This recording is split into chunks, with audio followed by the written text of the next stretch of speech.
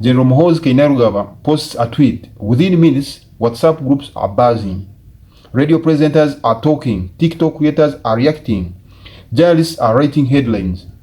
And thousands of East Africans are arguing. But here's the question nobody seems to ask. What if the tweet isn't the real story? What if the real story is what happens after the tweet? Stay with me, because by the end of this video, you may see Muhoozi's tweets in a completely different way. Think about this. Most military officers spend their entire careers without becoming household names. Yet millions of people across East Africa know Muhoozi. Some support him, criticize him, laugh at his posts, others get angry. But almost everyone pays attention. And that's where things get interesting, because in today's world, attention may be the most valuable currency of all. Imagine two posts. The first say, "Have a productive day." The second says something unexpected that nobody saw coming. Which one gets shared? Which one gets screenshotted? Which one gets discussed? The answer is obvious.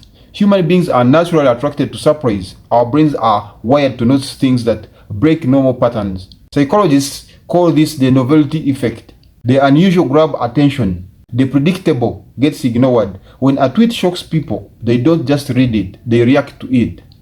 And every reaction helps spread it further. Suddenly, one post reaches people who never even follow the account. That's how modern social media works. Years ago, politicians relied on rallies, newspapers, and television. Today, a smartphone can do what an entire campaign team once did. The battle is no longer just about votes. It's about attention, because whoever controls attention often controls the conversation. Look around. The most talked about people, they are the people everyone has an opinion about. Supporters talk about them, critics talk about them, the media talks about them, and every conversation keeps them relevant.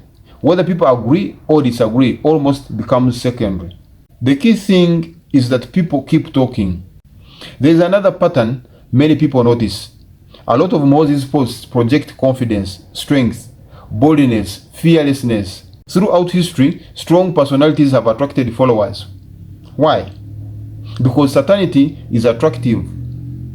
In uncertain times, many people naturally gravitate towards leaders who sound confident. Supporters seek courage. Critics see provocation. But here's the fascinating part. Both groups continue discussing the same person, and that creates even more visibility. This may be the most important point in the entire video. Many people assume the goal of a controversial statement is to make everyone agree, but often that's not the goal at all. The goal is to make sure nobody ignores you, think about you. Which politician is more powerful? The one nobody talks about, or the one everyone debates every single week? In modern politics, being ignored can be more dangerous than being criticized. Every argument keeps the spotlight shining. Every reaction extends the conversation. Every discussion increases visibility. The tweet becomes bigger than the actual words. So who benefits from all this? First, Muhoozi benefits. His name stays in public conversation. His supporters remain energized. His critics remain engaged. But citizens may benefit too, because these discussions get people talking about leadership, power, national identity, and the future of their countries. However, there is another side. Some people argue that social media drama consumes too much public attention. While everyone debates tweets, important questions may receive less attention. Questions about jobs, the economy, healthcare, education, the cost of living. This is where opinion begins to divide, and perhaps that's why the conversation never ends. Whether you support Muhoozi or oppose him, there is something important we can learn. Politics has changed. The most influential figures are often the people who dominate public attention, not necessarily because they are right, not necessarily because they are wrong, but because they are impossible to ignore. And maybe that's the real lesson behind these tweets. So the next time a Muhoozi tweet causes another storm online, ask yourself one simple question. Was the tweet the message, or was the reaction the message?